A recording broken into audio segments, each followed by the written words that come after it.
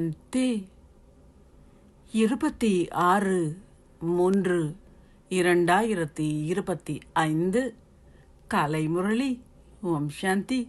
பாப்தாதா மதுவனம். சாராம்சம். இனிய குழந்தைகளே, நீங்கள் தந்தையின் கரத்தை பிடித்துள்ளீர்கள்.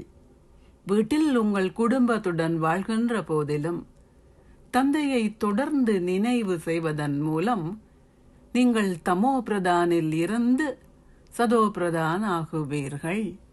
கேள்வி: குழந்தைகளாகிய நீங்கள் கொண்டிருக்க வேண்டிய உற்சாகம் என்ன? சிம்மாசனத்தில் அமர்வதற்கு நீங்கள் என்ன வழிமுறையை பயன்படுத்துவீர்கள்? பதில்: ஞானக்கடலாகிய தந்தை தினமும் உங்களுக்கு தட்டு நிறைய இந்த ஞான ரத்தினங்களை தருகின்றார் என்ற உற்சாகத்தை எப்பொழுதும் கொண்டிருங்கள்.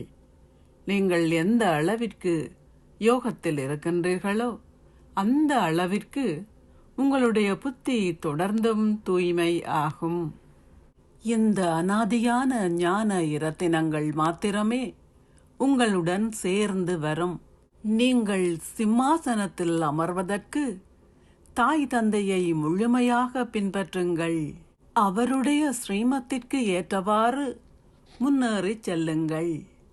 அத்துடன் மற்றவர்களையும் உங்களுக்கு சமமாக ஆக்குங்கள். ஓம் சாந்தி. தாரணைக்கான சாராம்சம். 1. சரீரமற்ற ரூபமற்ற ஒரே ஒரு தந்தையின் மீது அன்பு கொண்டிருங்கள். எந்த ஒரு சரீரதாரியினதும் பெயரிலோ ரூபத்திலோ உங்கள் புத்தியை சிக்கிக்கொள்ள அனுமதிக்காதீர்கள். மாயையிடமிருந்து அறை வாங்காமல் இருப்பதில் எச்சரிக்கையாக இருங்கள். 2. இந்த ஞானம் பற்றிய விடயங்களை தவிர ஏனைய விடயங்களை கூறுபவர்களின் சகவாசத்தை வைத்திருக்காதீர்கள். முழுமையாக சித்தி அடைவதற்கு முயற்சி செய்யுங்கள். முட்களை மலர்களாக்கும் சேவையை செய்யுங்கள். ஆசீர்வாதம்.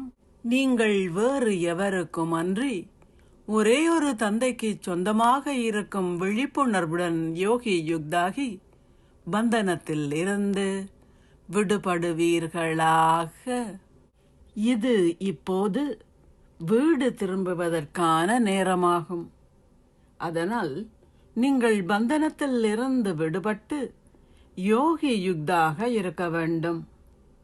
பந்தனத்தில் இருந்து விடுபடுதல் என்றால் இறுக்கமான ஆடை அன்றி தளர்வான ஓர் ஆடையை அணிதல் என்று அர்த்தம். அந்த கட்டளை கிடைத்த உடனேயே நீங்கள் ஒரு வினாடியில் செல்ல வேண்டும்.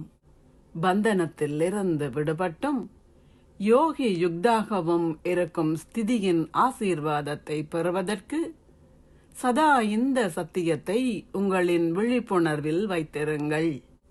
ஒரேயொரு தந்தை, வேறு எவரும் இல்லை. ஏனென்றால் வீட்டிற்கு திரும்பிச் செல்வதற்கும் சத்தியயுக ராஜ்யத்திற்கு செல்வதற்கும் நீங்கள் உங்களின் பழைய சரீரத்தை விட்டு செல்ல வேண்டும். எனவே உங்களையே சோதித்து பாருங்கள். நான் என்றும் தயாராகிவிட்டேனா, அல்லது இப்போதும் சில இழைகள் கட்டப்பட்டு இருக்கின்றனவா? அந்த பழைய சரீரம் இறுக்கமாக இல்லைத்தானே? ஸ்லோகம். வீணான எண்ணங்கள் என்ற மேலதிக உணவை உண்ணாதீர்கள். அப்போது நீங்கள் அதிக உடல் பருமன் என்ற நோய்கள் எவற்றிலிருந்தும் பாதுகாக்கப்படுவீர்கள். அவ்யக்த சமிக்ஞை. சத்தியம் மற்றும் நல்ல பண்புகளின் கலாச்சாரத்தை கடைபிடியுங்கள். தந்தை சத்தியத்தை அதிகம் விரும்புகின்றார். இதனாலேயே கடவுள் சத்தியமானவர் என பக்தியில் சொல்லப்படுகின்றது. மிகவும் விரும்பப்படும் விடயம் சத்தியமே. ஏனென்றால் சத்தியம் நிறைந்தவர்கள் சுத்தமாக இருப்பார்கள். அவர்கள் சுத்தமாகவும் தெளிவாகவும் இருப்பார்கள். அதனால் சத்தியம் நிறைந்தவர்களாக இருக்கும் சிறப்பியல்பை ஒருபோதும் கைவிடாதீர்கள். சத்தியத்தின் சக்தியானது ஓர் உயர்த்தி போல் தொழில்படும். ஓம் சாந்தி. நன்றிகள் பாபா.